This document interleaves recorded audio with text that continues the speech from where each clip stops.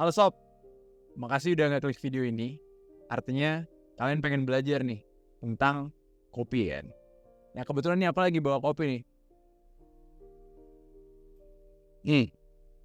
Enak banget sih ini kopi. Oh ya, BTW kalian lebih suka Arabica apa Robusta sih? Ada gak sih yang sama kayak aku lebih suka Arabica. Karena Arabica kan lebih asem ya sob ya. Dan menurutku lebih flavorful aja gitu. Karena aku lebih suka Arabica. Dan tentunya kan Arabica tuh kita tahu ya bahwa banyak ya di Indonesia tuh kopi-kopi jenisnya dari berbagai macam provinsi, berbagai macam daerah, berbeda-beda tanah, berbeda-beda kopinya. Kayak Toraja, terus ada juga yang dari Aceh, ada yang namanya Aceh Gayo, ada yang dari Bali, dan masih banyak lagi lah Flores dan segala macam ya. Kalian lebih suka Robusta apa Arabica sih? Gimana?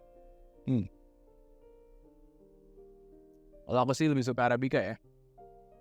Sama, kalian lebih suka yang ada gulanya apa yang nggak ada nih? Karena akhir-akhir ini entah kenapa, aku tuh lebih tertarik dengan kopi hitam yang tanpa gula. Karena ya tadi, beda-beda rasa di tiap daerah tuh akan lebih kerasa kalau nggak ada gulanya kayak gitu sih sob. Dan sebelum kita lanjut ke video substansialnya atau konten yang utamanya, coba tulis di kolom komentar dulu deh. Udah? Ya udah, kalau gitu mari kita belajar tentang kopi. Tentunya mesin kopi. Jadi kita akan bahas dulu nih sob, dari teknik-teknik berkopi. Bener gak? Karena kan kita tuh kadang berpikir bahwa kalau minum kopi aja tuh cukup gitu. Kita hanya suka flavornya, kita suka aromanya. Kita bahkan ada beberapa yang suka badinya atau badan dari si kopinya kayak gitu ya, bijinya dan segala macamnya. Tapi ternyata kopi itu beda teknik juga beda kesan yang ditimbulkan kayak gitu sob. Jadi hari ini kita akan belajar nih tentang mesin kopi, tentang teknologi yang ada di kopi dan segala macamnya nih sob. Nah, oke. Nah, kita akan mulai dari sini dulu nih. Yang pertama, pasti kalian pernah dengar dan ini cukup umum ya, teknik ini, yaitu French press. Jadi alatnya tuh kayak gini nih sob. Kalian pasti udah pernah lihat lah ya, alat yang seperti ini. Mungkin banyak lah di beberapa supermarket dijual secara umum, atau bahkan kalian kalau ke kopi, kafe kopi gitu ada juga sob yang kayak gini, namanya French press. Nah, French press sendiri ini itu salah satu yang umum. Jadi simple ya, kalau dari video ini kan kalian bisa lihat nih. Sebenarnya taruh dulu kopinya di bagian bawah. Ditaruh dulu kopinya di bagian bawah yang udah di grind ya, tentunya bukan yang biji kopian gitu ya. Nah, kalian udah grind, bentuknya udah ground coffee, ditaruh di jarnya, di bagian jarnya. Lalu kalian tuang air panasnya. Kalian tuang air panasnya. Habis itu setelah beberapa menit, setelah sudah mulai tercampur ya, sudah mix antara si solid daripada ground coffee-nya dan juga si air panasnya, barulah kalian press dari atas itu, di press thread seperti ini, seperti yang di video ini. Kayak gitu. Dan setelah kalian press, tentunya kalian tuang. Dan itu jadilah kopi yang menggunakan teknik French press. Kayak gitu. Gimana nih? Kalian ada pengalaman nggak nih tentang French press ini? Mungkin bisa tulis di kolom komentar ya. Wait, sebelum lanjut videonya, jangan lupa klik tombol subscribe. Karena itu akan membuat aku lebih semangat untuk membuat video-video tentang teknologi. Jadi, jangan lupa subscribe ya. Udah belum? Udah? Belum? Apa? Oh udah, ya udah. Kalau gitu, terima kasih. Lanjut ke videonya ya. Nah, yang kedua, yang ini juga cukup umum ya di Indonesia. Karena kalau kalian misalnya ke kafe atau bahkan ke kopi-kopi pasar, kopi-kopi jalan, itu caranya adalah pour over. Jadi pour over ini biasanya kita kenal ada 3 jenis yang paling umum, yaitu V60, Kalita Wave, dan juga Chemex. Nah, di sini ada contohnya di sini. Jadi pour over itu sangat simple. Jadi kalian di bagian kerucutnya itu kalian taruh dulu kan biasanya kertas. Tentunya bukan kertas HVS ya sob ya. Adalah kertas filter khusus untuk si kopinya itu sendiri. Jadi taruh dulu, baru kalian taruhlah si ground coffee yang udah di grind di atasnya. Habis itu kalian mungkin agak rapiin dikit biar nanti merata ya. ketika menuangkan air panasnya, setelah itu tuanglah air panasnya. Seperti kalau di video ini kalian akan ngelihat seperti diputar gitu. Sebenarnya teknik ini tuh seperti kita ingin membuat semua dari ground coffee-nya itu lebih kena semuanya. Nggak cuma terpusat di satu titik aja, tapi di semuanya tuh bisa juga apa ya istilahnya, terfilter si kopinya. Jadi nanti setelah kalian tuang akan menetes si kopinya gitu. Si fluida daripada kopinya akan menetes, akhirnya nanti akan turun di bagian bawahnya, di bagian jarnya yang ada di bawah kayak gitu. Jadi ini adalah teknik pour over ya sob ya. Jadi kita kayak memfilter kopi yang pakai kertas filter, terus bentuknya dikerucut, di atasnya ada kopinya, terus nanti kita tuangkan air panas seperti itu. Itu namanya pour over. Biasanya namanya V60 Kalita Wave Chemex. Hampir mirip. Nah, kemudian ada nih yang gabungan dari French press dan juga pour over. Namanya adalah Clever Dripper. Kayak gitu. Nah, teknik daripada Clever Dripper ini itu tuh mirip. Jadi kan bentuknya kalau yang kalian lihat di video ini, dia bentuknya di sini ada semacam V60-nya atau si kerucutnya itu ya. Kemudian nanti kalian akan kasih semacam filter kertasnya, kalian taruh lagi kopinya yang bentuknya ground coffee. Habis itu kalian tunggu beberapa menit dulu, baru nanti kalian akan sambungkan nih ke bagian yang di bawahnya, yang kedua ini. Ketika dia akan klek ke bawah, itu akan turun airnya semacam di press. Makanya Clever Dripper ini itu biasa disebut juga gabungan daripada si French press dan juga pour over. Teknik dari kedua itu digabungkan seperti itu. Nah, ada nih yang menarik nih. Di tahun 1933 ada seorang Itali bernama Alfonso Bialetti. Itu dia menciptakan nih alat atau teknik bernama mocha pot. Jadi mocha pot ini dibagi menjadi 3 bagian ya sob ya. Ini yang pertama untuk air, yang kedua untuk kopinya, dan ketiga nanti si kopinya, larutan kopinya yang udah jadi. Nah, tekniknya sangat brilian lah. Di tahun 1933 si Alfonso ini menemukan teknik tersebut ya. Jadi gini. Jadi bagian paling bawah itu kalian isi dulu air. Terus nanti di atasnya di bagian itu kopi, kalian isi ground coffee-nya. Besok kalian taruh di atasnya gitu kan, kayak seperti di video ini. Setelah itu di atasnya lagi itu kayak semacam pancinya. Nah, tekniknya adalah ini kalian taruh dulu di ketika si potnya itu udah semuanya nyatu ya, udah nyatu 3 bagian itu. Kalian taruhlah di bagian di pemanas nih. Kayak gini kan ada api nih. Mungkin apa? Pakai spiritus mungkin atau mungkin pakai kompor bisa. Habis itu nanti skemanya adalah si air itu kan ketika dia panas mendidih, itu akan menguap kan sob. Nah, ketika airnya ini menguap, dia akan naik nih. Airnya akan naik nih ke bagian yang ada kopinya. Nah, si uapnya itu akan tercampur lah dengan cara-cara kimia, tentunya reaksi-reaksi kimia ya. Akan tercampur. Setelah itu dia akan naik ke bagian atas nih uapnya. Dan terjadilah sebuah larutan kopi yang sangat brilian menurutku. Si Alfonso ini menciptakan mocha pot ini. Jadi kalau kalian lihat ada bentuk yang seperti ini, mocha pot, kalian udah tahu nih cara kerjanya seperti apa gitu kan. Setidaknya kalian tahu basicnya lah dari penjelasanku ini. Itulah sob. Jadi briliannya si Alfonso ini adalah seperti itu. Dia bisa melihat kayak oh ini air itu menguap, nanti uapnya itu bereaksi atau mix sama si kopinya kayak gitu kan. Habis itu dia akan naik, akhirnya menciptakan sebuah larutan kopi yang terfilter dengan cara tersebut kayak gitu sob. Menurutku sangat brilian sih.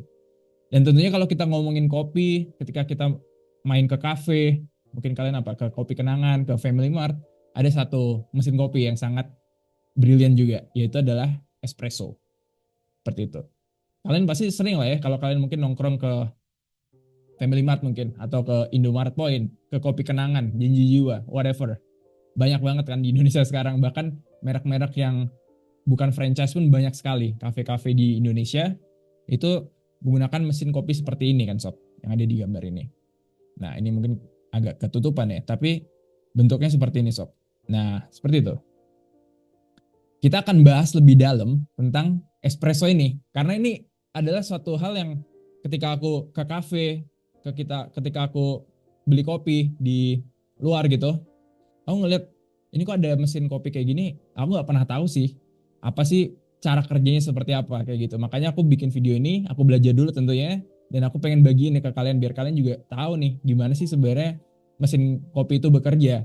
Dan tentunya kalian nggak cuma bisa menikmati kopi, berfilosofi dan melihat senja aja, tapi kalian juga memiliki pengetahuan gitu.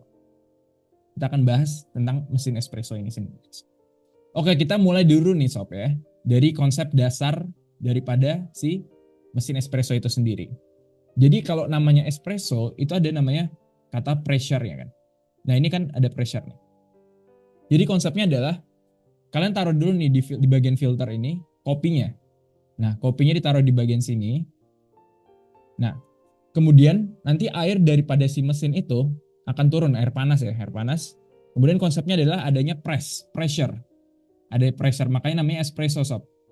Kenapa ada pressure? Karena ketika kita pengen memiliki rasa kopi yang lebih kental, lebih konsentrasinya padat, itu harus dipress. Makanya diciptakanlah sebuah mesin namanya espresso ini sendiri.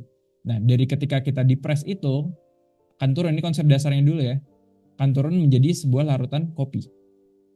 Yang biasa kita taruh di shot, gelas shot seperti itu. Nah, seperti itu sebenarnya basic daripada si pressure-nya. Nah, pressure-nya berapa sih sebenarnya besarnya? Biasanya rata-rata ada penelitian yang sudah melakukan itu sekitar 6-12 bar pressure atau tekanan untuk mencoba ya kopi itu seperti apa. Dan didapatkan bahwa tekanan yang paling baik itu adalah yang paling istilahnya umum dan lebih versatile ya, itu sekitar 9 bars. 9 bars gitu. Nah, makanya kalau kalian ngelihat mesin kopi itu biasanya ada kayak pressure gauge-nya kan di bagian di dekat sini, di dekat filternya itu kalau kalian lihat mesin kopi. Nah, si pressure gauge-nya itu akan mengukur pressure itu sekitar 9 bars. Gitu tentu di-adjust, tentunya dikalibrasi ya si pressure gauge-nya itu, dan akhirnya didapatkan yang terbaik itu adalah 9 bars. Nah, kalau kalian lihat di si mas-mas Italiano ini lagi gini kan, kayak mengukang senjata pengen ngeinin sebuah tembakan gitu. Memang benar nama dari cara ini atau yang biasa dilakukan itu biasa disebut pulling a shot. Kayak gitu. Jadi kalau kalian misalnya mau keren-kerenan gitu ke kafe, boleh dong pesen 1 shot gitu. Oh, terus mbaknya kan misalnya kayak gini atau masnya kayak gitu. Wih, mbaknya lagi pulling a shot ya.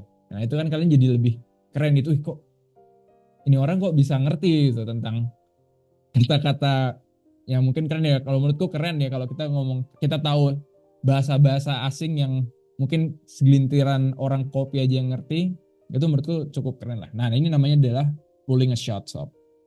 Kayak gitu.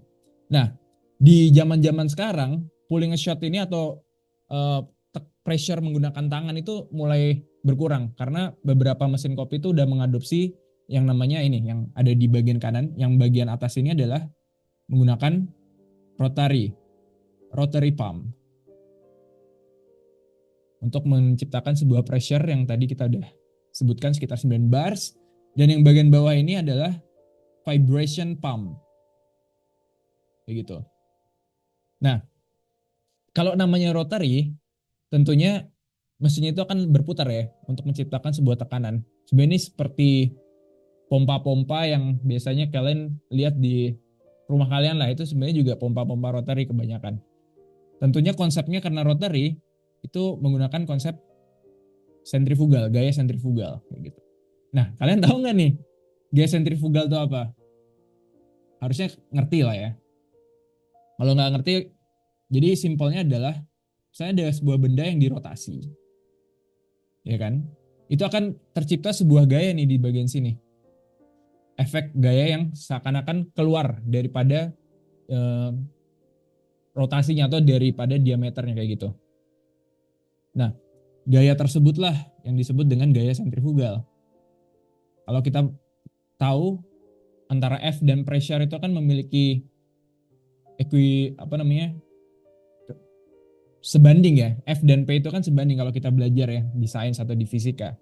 Makanya efek sentrifugal ini digunakan untuk menciptakan sebuah tekanan kayak gitu sob. Jadi kalau kalian lihat di video ini, itu kayak mesinnya ketika berputar dia kayak menciptakan sebuah tekanan di bagian yang di depannya, sehingga di sini P-nya pasti lebih besar dibandingkan P yang ada di bagian sebelumnya kayak gitu.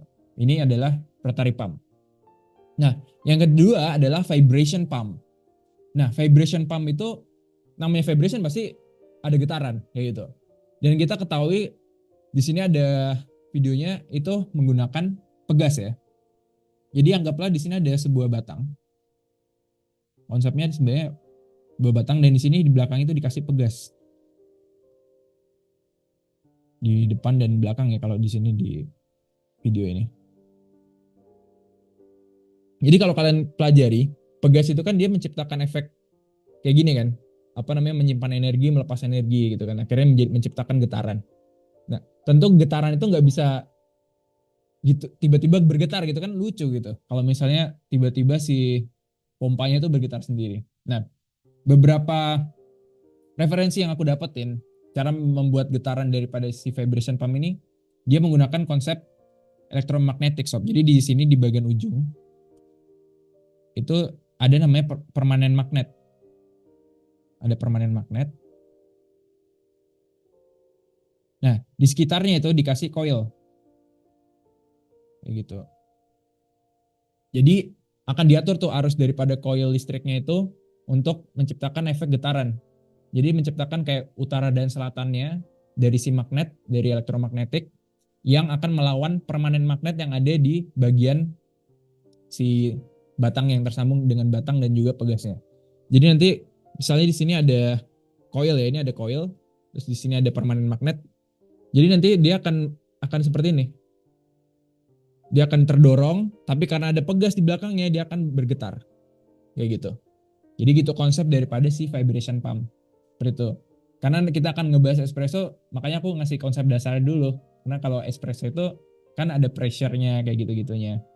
Jadi seperti itu konsep daripada si espresso atau mesin kopi sebagai konsep dasarnya terlebih dahulu. Nah, kita akan bahas lebih lanjut nih sob. Di mesin espressonya itu sendiri. Kalian ngelihat mesin espresso ada yang beda, atau kalian ngelihatnya merasa kayak semuanya sama? Gimana? Kalau aku ngelihat awalnya memang semuanya sama ya, mungkin cuma beda merek, beda bentuk. Dan ternyata, sob, mesin espresso itu beda-beda loh kalau kita buka dalamnya. Misalnya kalau kita buka jeroannya, kayak gitu. Nah, yang pertama adalah single boiler. Single boiler ini seperti namanya, dia hanya memiliki satu boiler aja sob. Kayak gitu. Di sini kan dia cuma punya satu boiler ya. Ini boilernya. Nah, jadi kalau kalian perhatikan di mesin kopi itu akan ada reservoir atau tangki air. Ditaruh dulu air, lalu nanti dia akan dipompa sehingga dia akan masuk ke boiler. Nah, kalau kalian perhatikan di mesin kopi itu ada bagian yang ngeluarin kopi dan ada yang bagian yang ngasilin uap panas ya, uap air. Yang biasanya ditaruh susu untuk ngepanasin air susu menggunakan uap air itu. Sama nih. Seperti itu konsepnya memang benar. Jadi dari boiler ini, yang pertama saluran pertama atau yang brew waternya ini akan mengalir ke bagian yang ada kopinya. Jadi di filter tadi kan ditaruh kopi dulu tuh. Nah air yang udah panas itu akan masuk dan dia akan juga sekalian nge-press. Dia ngambil air daripada si boilernya. Sedangkan uap panasnya dipakai di saluran yang untuk uap air. Gitu. Yang biasanya di sini dikasih ada susu ya. Susu untuk manasin. Nah, permasalahannya adalah kalau kita menggunakan single boiler, itu kita nggak bisa kayak dijadiin satu tuh panas uap air dan juga panas daripada si brew water. Kenapa? Karena kita belajar nih mas, kita sama-sama belajar ya. Jadi untuk menghasilkan air yang untuk kopi, secara standar internasionalnya itu adalah sekitar 93 sampai 95 derajat Celcius. Sedangkan untuk steamer susu itu sekitar 124 sampai 120 derajat Celcius. Jadi berbeda kan kondisi panasnya, kondisi temperaturnya kan beda. Makanya di sini ada switchnya nih. Mau brew water dulu untuk temperatur brew apa temperatur untuk steam. Gitu. Makanya kalau misalnya dia cuma punya satu boiler, itu akan lama, nunggu dulu nih. Jadi pertama brew water dulu untuk kopi, bisa susunya nunggu dulu nih beberapa menit sampai dia naikkan ke 124 derajat Celcius, baru nanti bisa dipakai untuk memanasin susu. Karena kan kita belajar bersama ya bahwa air itu titik didihnya 100 derajat Celcius. Sedangkan kalau dia di bawah 100 derajat Celcius atau tadi 93 derajat Celciusan, itu nggak akan keluar uapnya. Kayak gitu sob. Jadi menarik kan untuk belajar sebuah satu jenis mesin ini. Nah, sebagai tambahan nih. Jadi kalau kalian ngeliat shot daripada si espresso itu, jadi kafeinnya itu kalau pakai espresso itu akan lebih besar secara per 100 gramnya, yaitu sekitar 212 miligram per 100 gram daripada si kopinya. Sedangkan black coffee seperti yang aku minum ini nih, yang pakai cara-cara yang tradisional atau cara-cara yang tidak pakai mesin, itu akan cuma 40 miligram per 100 gramnya gitu. BTW aku minum dulu deh, kayaknya kalian wajib nonton ini sambil minum kopi sih sob, atau mungkin habis ini kalian beli kopi sih biar kalian makin kerasa kan kayak gitu. Nah, itulah konsepnya sob. Terus yang kedua, diciptakan lagi nih konsep baru. Oh, karena harus dipisahkan, ada namanya boiler dan ditambahkan heat exchanger kayak gitu. Masih sama ya, airnya dari reservoir dipompa. Nah, di sini ada cabang. Airnya akan dibagi dua. Ada air yang untuk uap ditaruh ke boiler. Jadi ini uapnya nanti akan ke susu ya. Sedangkan yang ke heat exchanger itu akan langsung ke kopinya. Kayak gitu. Nah, tentunya akan lebih mahal. Semakin ada komponen yang baru yang lebih mempermudah hidup kita, pasti akan lebih mahal. Bener nggak? Bener nggak sob? Oleh karenanya ini akan lebih mahal dibandingkan mesin kopi yang single boiler. Kayak gitu sob. Jadi kalau kalian ngelihat mesin-mesin kopi yang mahal, kalian harus tanya dulu. Ini single boiler, pakai heat exchanger, atau gimana? Nanti ada satu lagi soalnya. Oke, nanti kita akan belajar. Kayak gitu. Jadi ini akan mempermudah ya, karena kita nggak perlu nunggu dulu sampai waktu tertentu untuk bisa menciptakan uap air, tapi kita bisa pakai dulu untuk air kopinya, untuk ngelarutin kopinya dulu. Gitu. Itu menggunakan heat exchanger nih sob. Kayak gitu. Nah, karena kita ada lagi satu lagi jenisnya, yaitu adalah yang ada double boiler.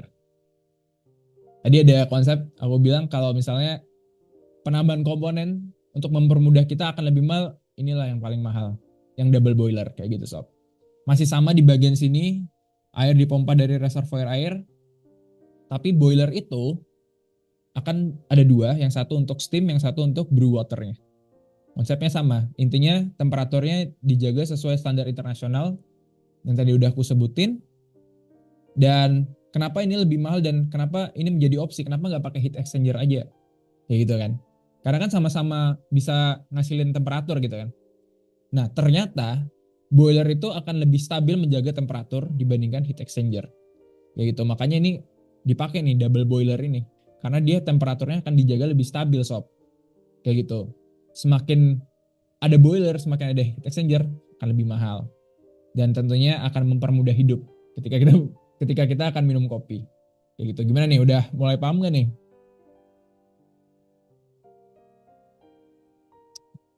Kayak gitu sob.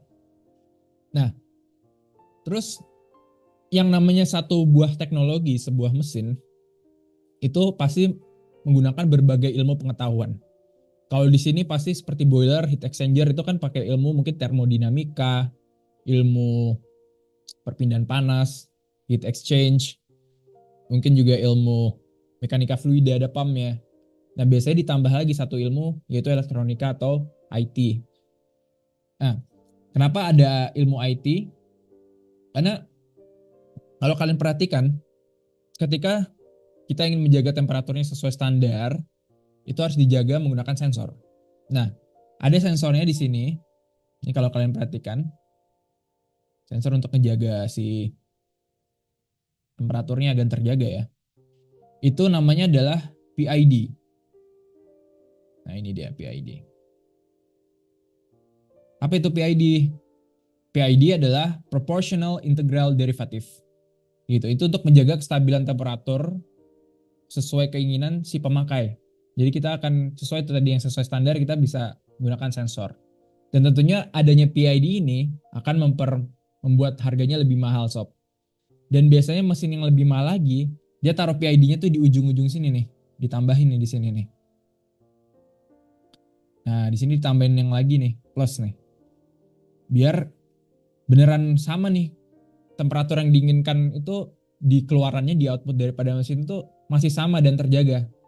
Kayak gitu sob. Jadi gimana, kalian udah mulai semakin paham kan? Kalian jadi kalau misalnya kalian ke kafe gitu, ke tongkrongan lah, ke kafe, kalian bisa jelasin nih mesin kopi itu ada 3, single boiler, ada heat exchanger-nya, dan ada double boiler gitu. Jadi kalian gak cuma berfilosofi aja kan, kalian gak cuma berfilosofi, kalian gak bisa cuma apa ya, curhat-curhat gitu, atau melihat senja, foto-foto golden hour kayak gitu kan. Tapi kalian juga bisa ngasih knowledge nih, ngasih knowledge ke teman-teman tongkrongan kalian bahwa mesin kopi ini kayak gini loh cara kerjanya. Kayak gitu. Mudah-mudahan ini membantu kalian ya tentang mesin espresso itu kerjanya kayak gimana.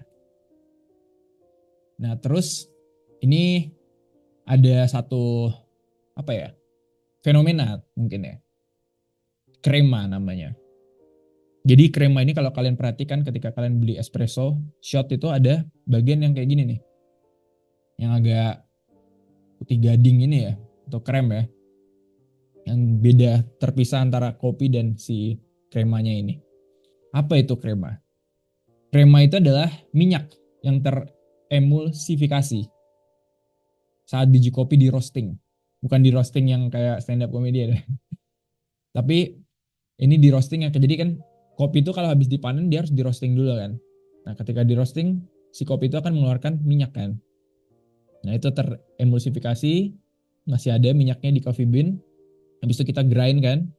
Kita grind, jadilah ground coffee. Itu ternyata masih ada minyaknya teremulsifikasi.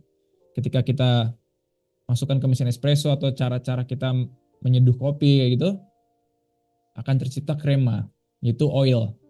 Nah, karena dia massa jenisnya kecil, dia naik ke bagian atas. Konsepnya itu sama kayak kita nuangin air ke minyak. Pasti kan dia nggak akan nyatu kan, karena perbedaan massa jenis. Gitu. Makanya dia antara larutan kopi dan minyak ini akan terpisah kayak gitu. Namanya krema sob. Keren kan? Jadi kan bisa jelasin nih, oh ini namanya krema nih kalau kalian minum kopi. Bukan busa gitu, bukan krim yang biasa tapi krema. Ini asli daripada kopinya itu sendiri sob. Terus ada lagi satu fenomena, tapi aku pengen kalian jawab di kolom komentar yang ketahu. Kita diskusi. Ini apa nih? Cluenya adalah ini adalah bagian padat atau kental yang ada di kopi ya, ketika keluar dari mesin espresso si kopinya, dan itu terbentuk dari partikel kecil dari biji kopi dan tentunya berkontribusi pada rasa atau flavor dan badan atau body daripada kopinya. Kira-kira apa nih? Cluenya adalah ada nama hewannya. Gimana? Kalian udah tahu belum? Coba tulis di kolom komentar, kita diskusi biar teman-teman dan sobat-sobat yang lain tuh bisa ngerti tentang apa ini. Kayak gitu sob. Ada yang baru nonton videonya nih. Gimana? Jadi nambah knowledge kan? Yang jadi ngerti kan tentang mesin-mesin kopi. Kita minum dulu nih kopi. Sob, jangan lupa like biar aku tambah semangat. Kalau kalian suka video ini, like pokoknya. Dan tentunya kalau aku masih ada kurang, masih ada yang salah, jangan lupa untuk isi kolom komentar, kasih aku feedback, kasih aku masukan lah kalau misalnya banyak yang kurang. Dan tentunya kita juga bisa diskusi. Kalian bisa tanya aku di kolom komentar, kalian juga bisa diskusi sama para penonton yang lain. Terima kasih sob, mudah-mudahan kalian jadi tambah ngerti tentang kopi, dan tentunya jangan lupa minum kopi hari ini. Dadah sob.